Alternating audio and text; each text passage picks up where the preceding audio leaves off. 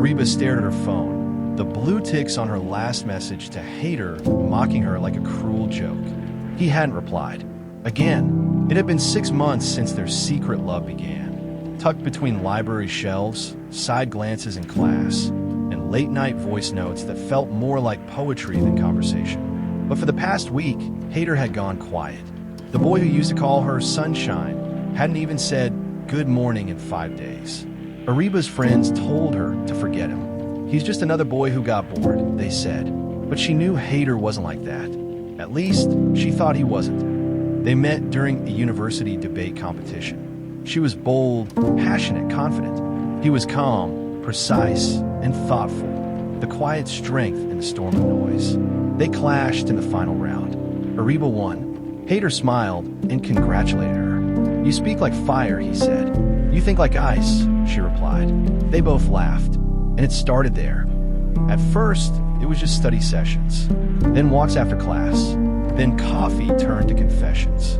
Haider opened up slowly about his father's strictness, his late mother's books, his fear of becoming a disappointment. Areeba listened like no one ever had. "I want to be someone who makes you proud," he had whispered once, eyes full of something she couldn't name. "You already are," she said. But now silence. She texted him again that night. "If you don't want me anymore, just say it. But don't leave me guessing. Please." No reply. The next morning, she didn't go to class. She went to the hospital instead. She had asked around. One of Haider's hostel mates mentioned he wasn't feeling well. Something about fatigue, low energy, nothing serious. But Areeba felt something off.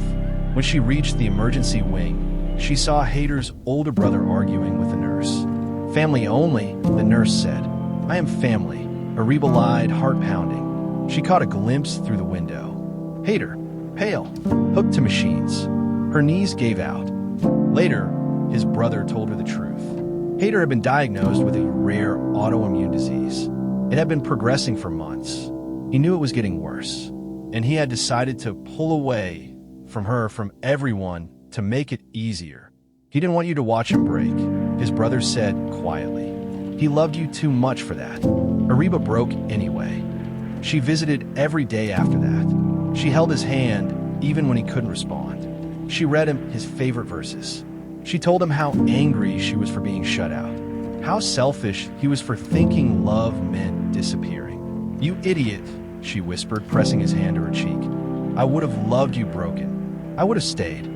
One rainy evening, as machines beeped softly in the dim hospital room, Haider opened his eyes.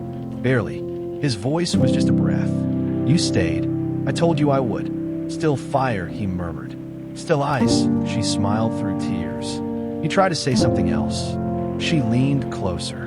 But all that came out was, "I'm sorry," and then the machine screamed. Haider was buried 2 days later, under a gray sky and white roses. Areeba placed a folded paper in his hands, the last letter she would ever write him. She never fell in love again, not because no one loved her, but because no one ever saw her the way Haider did. Years passed. Areeba became a literature professor, teaching students to find beauty in pain, strength in stories, and love in quiet moments. Every year on the same date, she visited his grave. She would sit beside it, sometimes in silence, sometimes reading, and once she whispered, "You did become someone I'm proud of." Then she smiled and cried and walked away alone.